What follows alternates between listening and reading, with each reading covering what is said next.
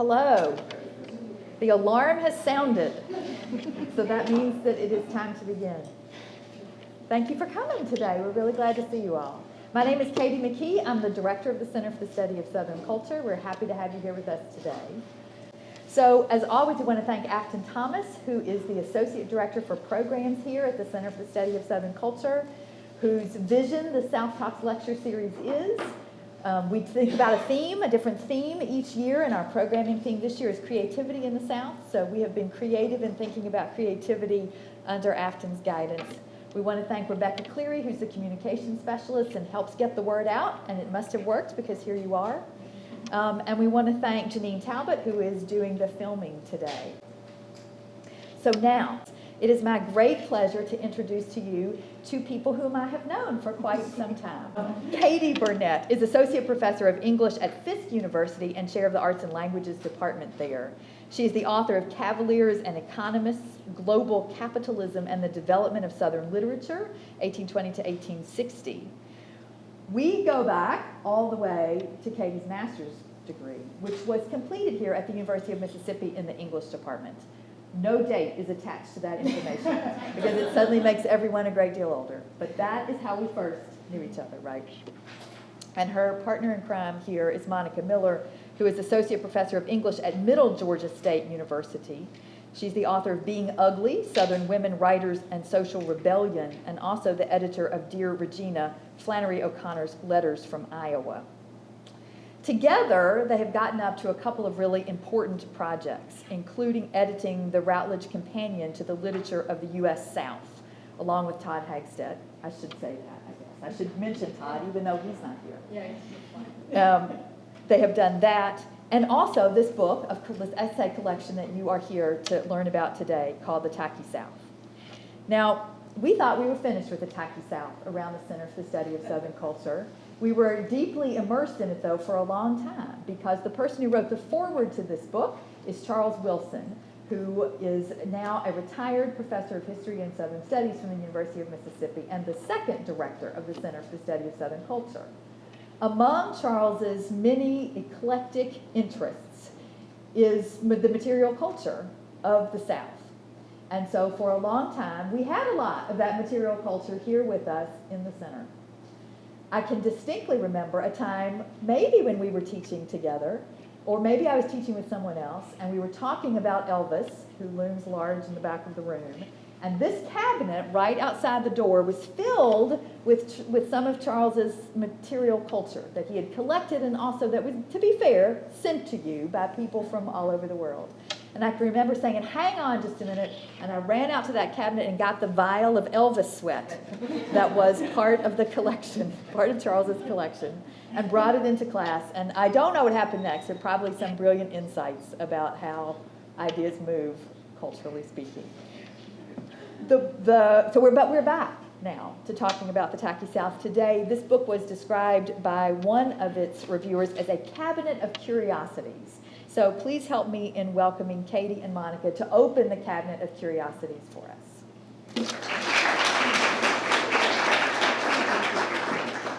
So I'm really glad that Katie number one, because she will always be Katie number one, mentioned Charles, who is sitting up at the front, because that was the one thing that we wanted to start off with. So we're going to start off with a couple of, I don't know if you want to call them caveats, but just like preludes. The first, Mr. Dr. Charles Reagan Wilson, who I like to call the tackiest man alive, but he isn't, obviously, if you look at him, was really in a lot of ways an inspiration for this collection, where his work on tackiness, his work on talking about Elvis, his collection was one of the sort of formative things that got us thinking about some of the things that are circulating in it. So I warned him before the talk started that it's probably going to be a little bit like a Bruce Springsteen concert. We might pull him up here at some point, and he's going to like dance around, and like we'll figure it out. The second caveat is Monica and I have both been told several times today that we're not dressed tacky enough. I'm wearing leopard print. Yeah, she's wearing a very muted, lovely leopard print, and I had a whole thing where I was actually planning, because we're both alums of UT Knoxville, go Vols, and so we were going to wear like a Tennessee shirt, but then I was told that once we left Barnard Observatory, we might get like tackled or something, so like we didn't do that. And then the third caveat was really just to talk about our talk for today, which is that all evidence to the contrary, the book actually didn't really start with Dolly Parton and wasn't really about Dolly Parton at all. But she kind of came to take over the book in some ways for a lot of different reasons. And so in a way, we're going to be using her as sort of a metric to talk about like the trajectory of the book and really like how the book started, how it's going now, and then like what's going to be happening in the future. And thinking about how we can use Dolly as this like conduit for thinking about tackiness, its relationship to the region in the South, and why does it matter other than just going like, hey, look, that's cool, it's Dolly Parton, you know? So with that, where it started, how it's going.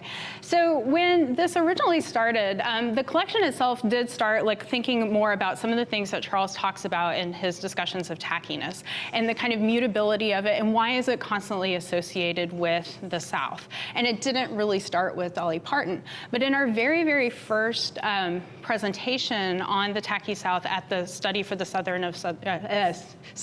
Study of Southern Literature, I used these specific images, which are both taken from Dolly Parton's Dixie Stampede about like a bazillion years ago. And if anyone's not familiar with the Dixie Stampede, I believe it's been renamed and it's just called the Stampede now. But at the time, it was very much the Dixie Stampede. And it's a bonkers dinner show where you go in, you have, I think, pancakes or something like that. Fried chicken. Fried chicken. I'm sure they have both. But then you're also treated to like usually a Civil War reenactment. There's this finale, and I think they still do this with Dolly, like kind of dropping down and the American flags coming up. And it is truly weird in a lot of ways. But if you think about like what's happened to Dolly just over the past like really 5 years, we talk about this quite a bit in the collection. There has been this Dolly moment that's come about where she is everywhere. You can't escape her, especially if you live in Nashville like myself. You literally cannot walk around a corner without seeing her everywhere. So the images that we have right here, I like this one because it's the still shot of her from her like new book, Behind the Seams, about her costuming and her fashion.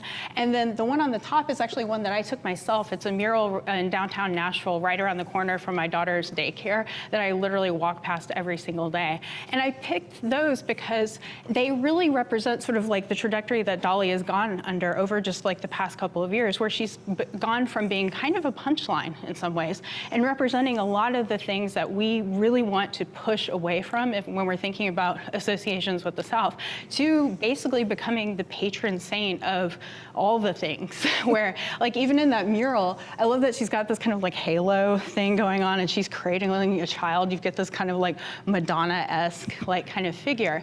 And so even though like we didn't really think about Dolly Parton as being the center part of the book, over time, because of this move that's happened, like how much she's become part of the cultural mainstream, she really became a centerpiece for us to think about what does tackiness mean, and the slipperiness of tackiness, where it can be on one hand, this very kind of negative, pejorative thing, like, oh, that's so tacky, to being like a point of pride, you know, something that's empowering, something that we rightfully own and think of as part of our identity. And so in the same way that the South itself has this kind of slipperiness and kind of moves along this spectrum of being this kind of place where that becomes a projection of all of the things that we sort of hate about the United States sometimes, it's also a point of pride. And tackiness emblemizes that, and Dolly kind of emblemizes that in a lot of ways. Yeah, in fact, this morning we were talking about growing up. My family was a Loretta Lynn family. We listened to Loretta much more than we did Dolly. And the same way, and something that we started talking about this morning is there has been this really interesting rehabilitation that happened in the 90s, and it started in the 90s with Dolly when she put out The Grass is Blue and started doing the kind of no stripped down claims to authenticity, the same way that Rick Rubin's work with Johnny Cash suddenly turned him from, you know, I have Johnny Cash's comic book, Hello, I'm Johnny Cash, that my aunt found in a thrift store. And then Rick Rubin made him literally larger than life. I had that enormous poster of him with the guitar case and the dogs, that we get this kind of slipperiness, because Dolly, on the one hand, think of all the times she was on Johnny Carson making jokes about her breasts, and now She's the patron saint of literacy in the world. In fact, we talk about in our introduction how impossible it was when we were working on putting this book together, the fall of 2020, like every 5 minutes, Dolly would do something else, and we'd be like, she needs to take a day off so we can finish the introduction. Because every other day she funded COVID research. She had a line of things come out at Williams-Sonoma. You could get a Dolly Parton spatula, and she really needed to take a day off so that we could finish our book. But again, the same way that what Katie was just saying, that Dolly herself became this kind of emblem. And certainly when we started this collection, I think that was the only Dolly Parton reference. We had actually started with the B-52s. But when we had a call for proposals, Dolly was everywhere. And she, again, like her ubiquity in the news has just been absolutely fascinating. But so when we put this together, we really wanted it to be, it is a scholarly, rigorous book, but at the same time, one of our goals is that it be engaging and fun. And one of the themes that we'll touch on a lot is tackiness is both at the same time something that needs to be taken seriously, but we also need to remember that part of tackiness's appeal is that it is fun. And that at the same time, the slipperiness can be a way of excluding people by saying, oh, you're so tacky, you don't belong here. But it can also be a claim, right, of like, yeah, I'm gonna wear my leopard print and wig and have fun. And so that's another one of the kind of slipperinesses that we talk about, is how it's at the same time an exclusionary thing and also a point of pride. And so I'm gonna open by reading a bit from one of the last, it's the last essay in the collection. The OED definition. Oh, yeah, you go ahead. And because we're at the Center for the Study of Southern Culture, where does the South come in to all of this? And so how is it associated? So like we've both already mentioned that part of the reason that we're drawn to both Dolly and just kind of the idea of tackiness is because it has that slipperiness. But a lot of times when we talk about the region of the South, especially as something that is very distinct, it has that same kind of slipperiness to it. And you think about like, if we would just do kind of a survey around the room, how many folks would identify as Southern, and what would that change, how would that change when you like leave the South, and how would that change depending on like the types of circles that you come in? And I have to give a nod to Leanne Duck here at the front row, because this is something that she engages with quite a bit in her book, The Nation's Region, talking about that kind of spectrum and that shifting quality of Southernness. Tackiness does the same thing, is that, like we've already mentioned a couple of times, I like to call it the shiftiness too, because it's got that kind of con artist quality to it, that it's like, you don't quite trust it, but at the same time, it's kind of fun to wear a tacky Christmas sweater.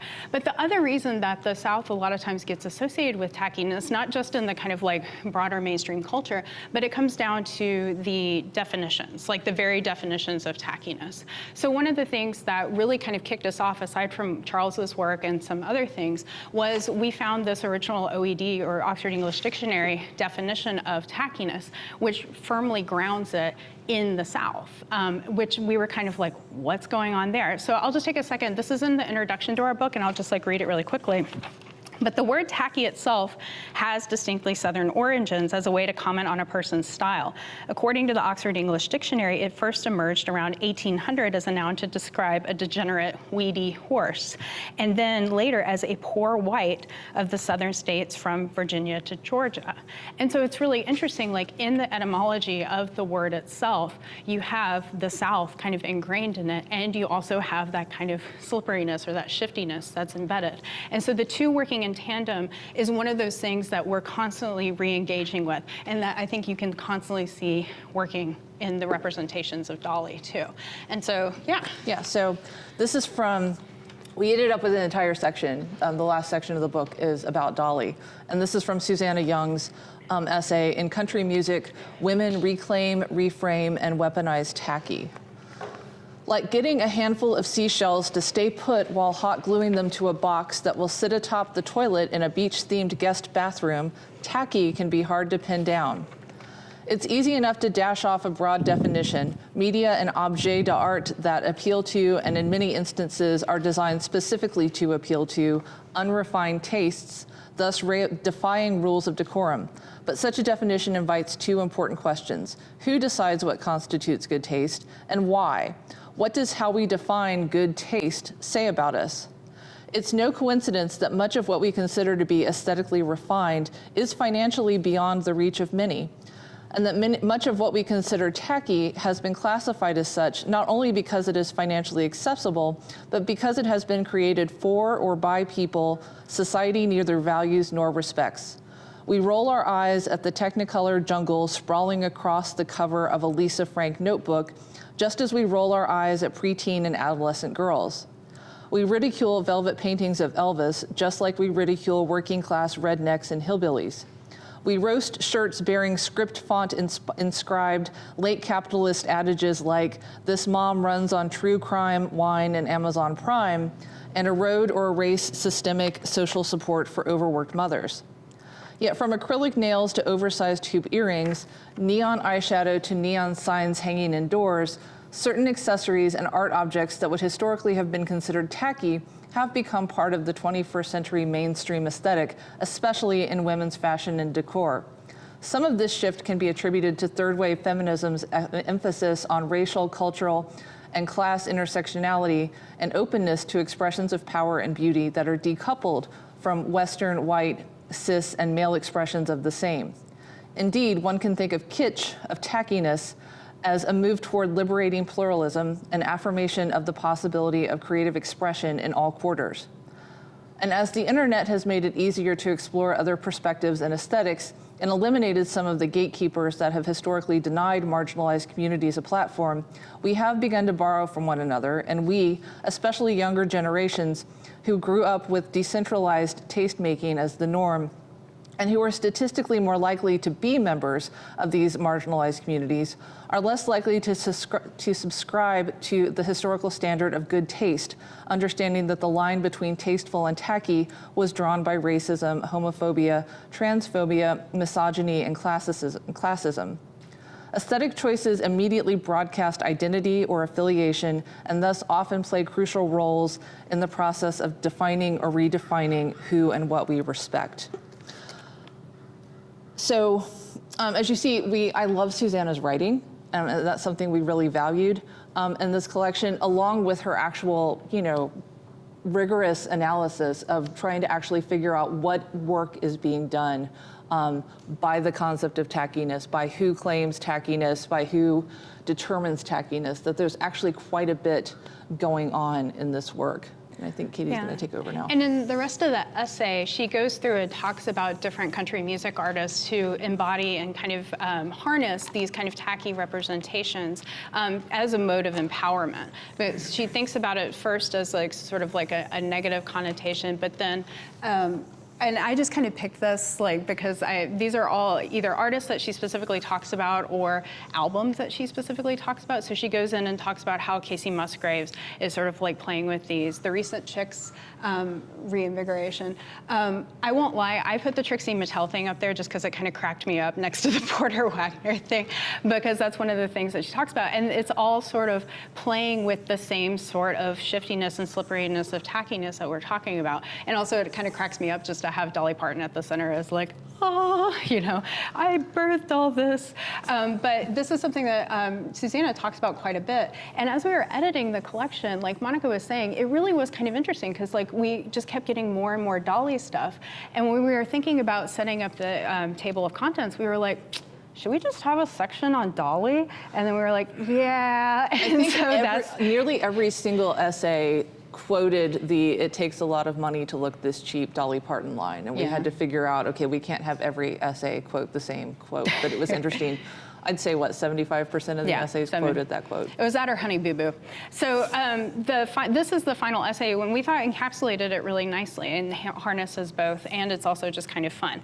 The other essay that we think hits on a lot of this in a pretty fun way, and also in a way that complicates a lot of the discussions, is our Marshall Armentour's essay on Red Velvet Cake. And so some of y'all might recognize this kind of iconic scene, although I'm realizing that a lot of y'all are a lot younger than I probably accounted from steel magnolias of the armadillo cake. It's bleeding.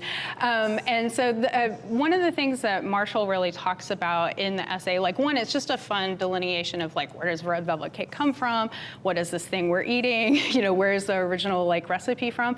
But also complicating and talking about like, why is this kind of search for authenticity, where obviously no authenticity like really exists, become kind of important or non-important, as the case may be. And so in his essay, he does this really interesting job of taking that kind of basic of like, what does this very kind of like what's often considered low class recipe mean in terms of thinking about class dynamics. And so he talks about how it emerges in Dorothy Allison's writing, how it comes up in terms of thinking about race. So he talks about the idea of the cakewalk, and does a really interesting read of Charles Chestnut's The Marrow of Tradition, and thinking about like cake and the kind of symbolism of it. But what he ultimately concludes when he talks about it, and so you're going to get another reading. So here we go. So this is what he concludes with. The tackiness of red velvet cake lies in the pretension that it even has something like a tradition, the product of an unbroken lineage from the echo of Victorian-era Southern performance. This idea is also present in the aspirational legends about its origins in New York and its fierce appropriation by scorned Southerners, because supposedly red velvet cake was actually invented in Manhattan. So, fun factoid. However, in its present mode, as the idea of red velvet cake continues to replicate and reinvent itself, the prospects of looking for its true origins or claiming ownership recedes further from view. And much like Dolly Parton, herself a product of suburban Tennessee, red velvet cake has transcended every possible boundary to embody a relatable ideal most everyone can relate to.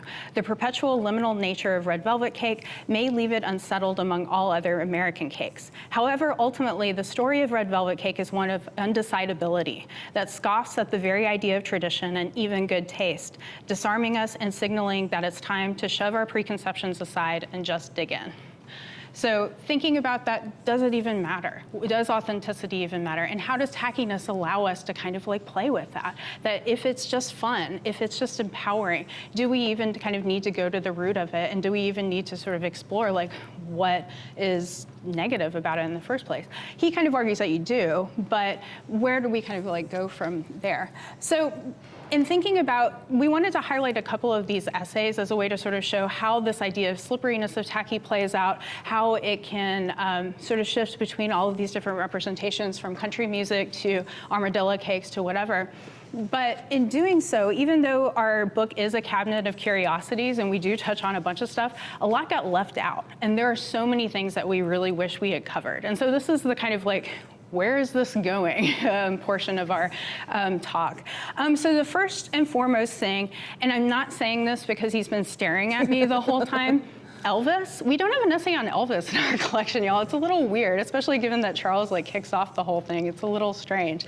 And so that's one of the things that we really wish we had touched on a little bit more. And masculinity in general. I mean, while we were doing this, we realized what so many proposals were about women's culture. And it may be because of the, I don't know, appearance aspects of tackiness, and the judgments tend to be more in the women's sphere. Although we have talked about things like NASCAR, bro country, but we really are interested in like thinking more about masculinity in terms of tackiness. And Johnny Cash would be a good example of that too. And one of the other things, and this is something that a couple of folks have pointed out, is that we need to talk, that there needs to be more of a discussion of race in general.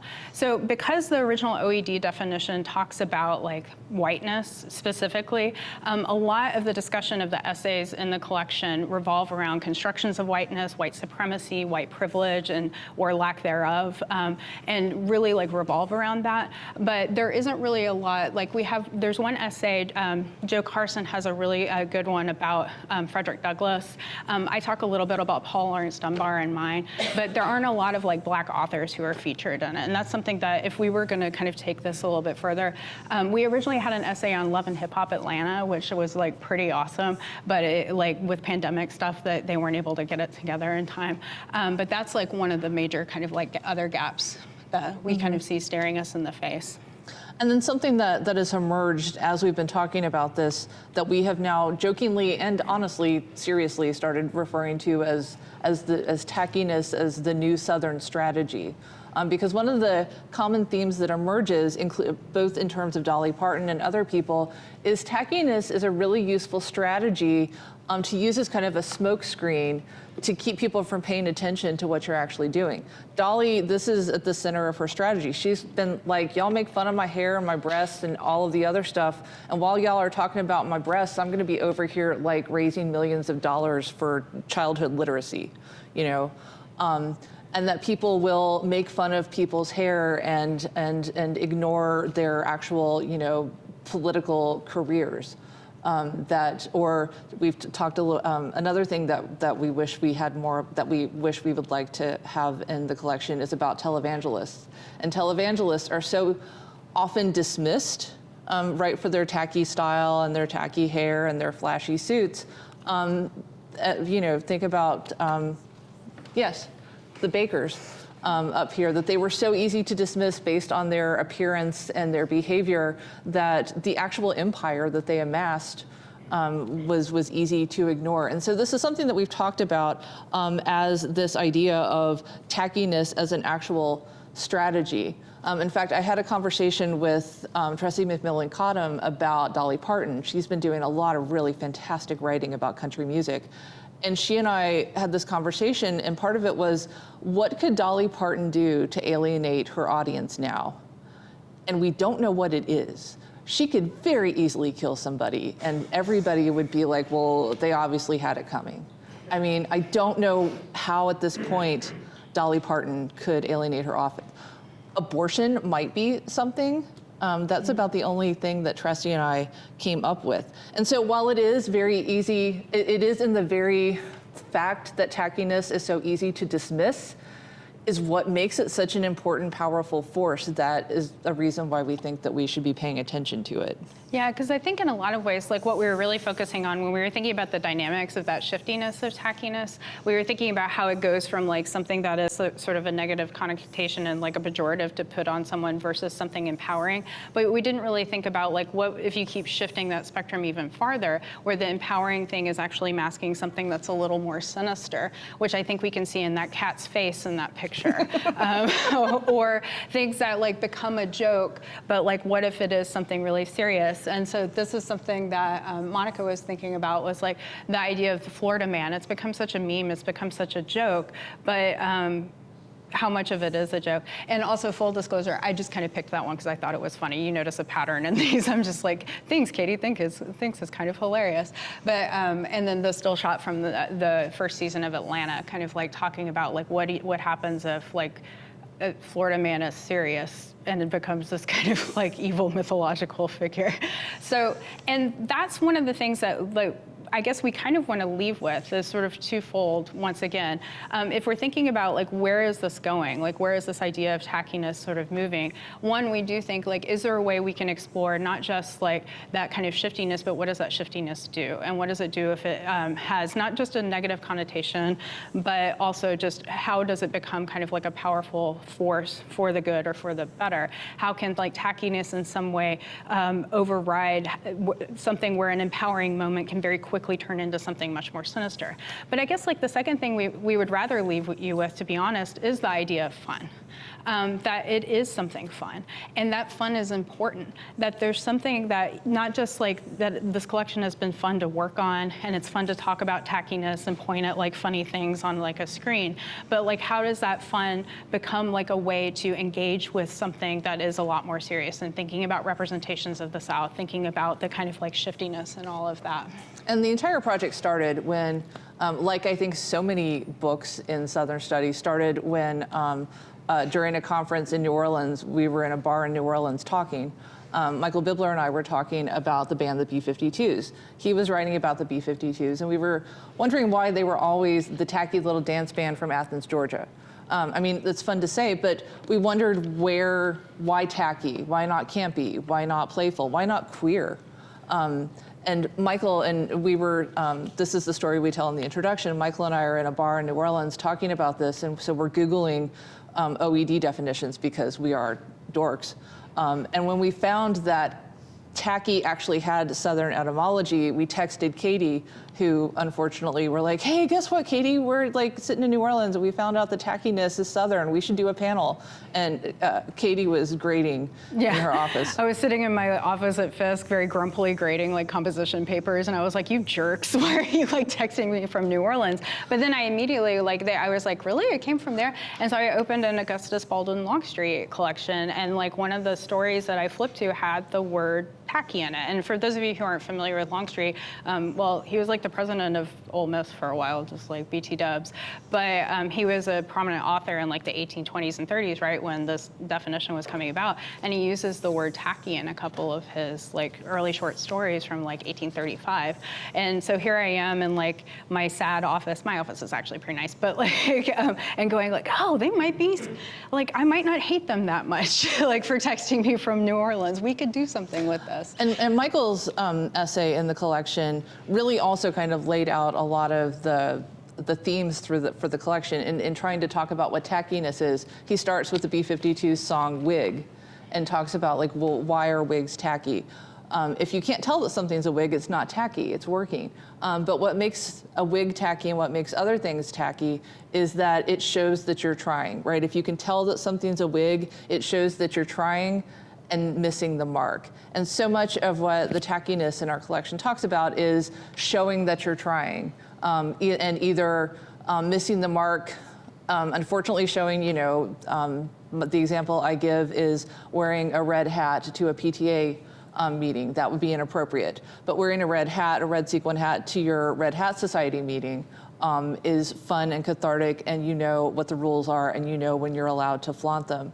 And so a lot of what we talk about, the fun of tackiness, is that it's the carnival fun, right? It's the breaking the rules, either inadvertently or on purpose, and kind of reveling in it.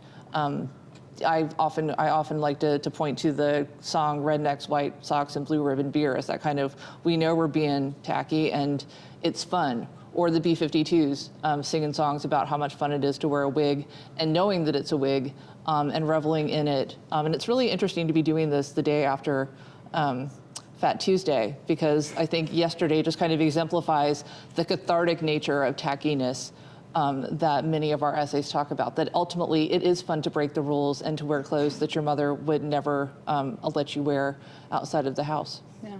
And so I think we're going to end with fun.